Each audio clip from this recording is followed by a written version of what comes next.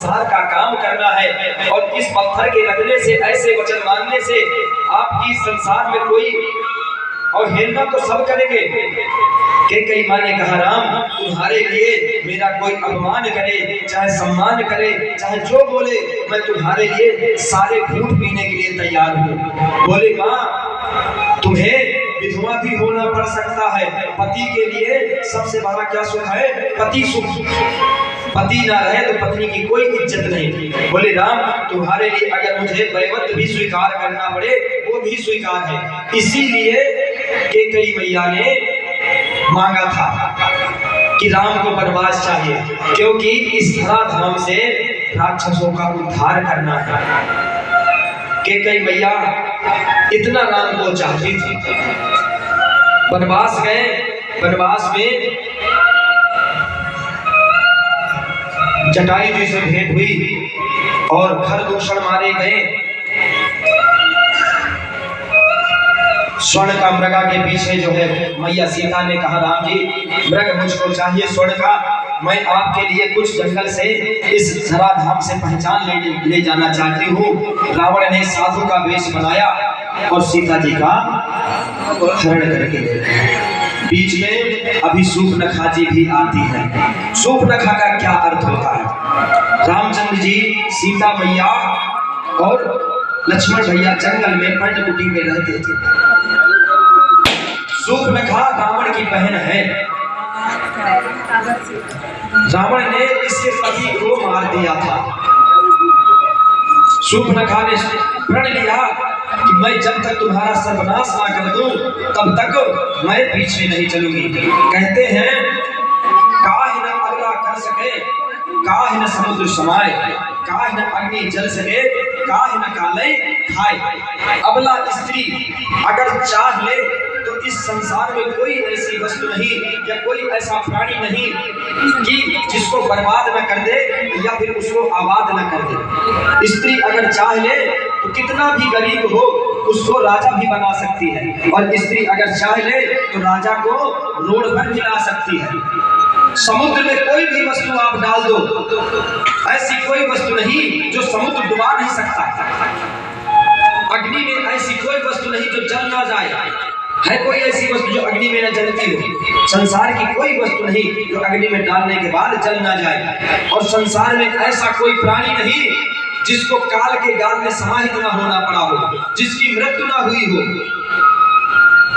तो सूर्पनखा ने प्रण किया था और जैसे ही भगवान के पास पहुंची, तुम समपुरुष नमो सम नारी, इसका आप समझ रहे हो ना? आपने प्रतिज्ञा ली है कि मैं इस संसार से, इस धराधाम से, इस पृथ्वी से राक्षसों का विनाश कर दूंगा, धर्म की स्थापना करूंगा। और मैंने भी प्रण ली है कि जितने भी राक्षस हैं सबका सर्वनाश करवा के ही मानूंगी। और इसमें हम लोग ये समझ लेते हैं, अर्थ लगाते हैं। सूर्पनखा के वंशज आप जानते हैं सूर्पनखा का अर्थ क्या होता है? जैसे सूप जैसे जिसके हो नाखून, नख सूप हर नख, नख माने ये नाखून। और आज भी कई वंशज हैं सूर्पनखा के, इतने बड़े बड़े नाखून करा लेते हैं और फिर जो है कहते हैं फैशन है, फैशन है, यही है ना? तो आज भी वंशज है, सबके वंशज है। तो सूर्पनखा ने प्रण लिया था, इसीलिए खरदूषण का वध करा दिया। रावण ने सोचा खरदूषण मौसम बलवंता, इन्हें को मारे बिन भगवंता। खरदूषण मेरे समान बलवान है और इन्हें बगैर भगवान के मार नहीं सकता। इसलिए रावण ने युक्ति लगाई और जो है सोचा कि अगर मैं अभी युद्ध करूंगा तो मेरा ही वध होगा, मेरा कुल क्या करेगा। रावण प्रकांड विद्वान था, सभी शास्त्रों का ज्ञाता, ज्योतिष का प्रकांड विद्वान, उससे बड़ा कोई त्रिलोक में विद्वान नहीं था। लेकिन कहता था भजन न हो गई तामस देहा, इस तामसी शरीर से भजन हमसे नहीं हो पाएगा। इसलिए हम क्या करें कि भगवान से बैर ही कर लेते हैं, दुश्मनी ही पाल लेते हैं, जिससे मेरा और मेरे कुल का उद्धार हो जाएगा। इसलिए रावण ने छल किया और सीता जी का हरण किया।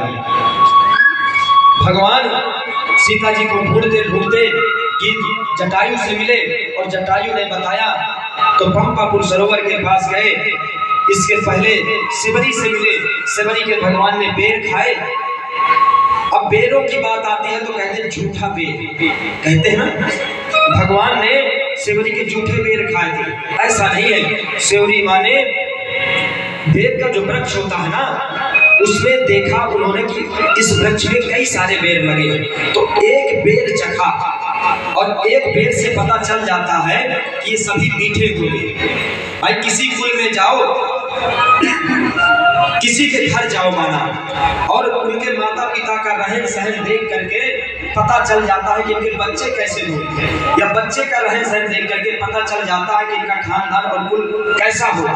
उसी प्रकार शिवरी मैया ने एक बेर चखा था और सब ला करके रख दे, लेकिन लक्ष्मण भैया ने देख लिया कि एक बेर चखा, तो उन्हें लगा कि ये चख चख के सब बेर लाई है।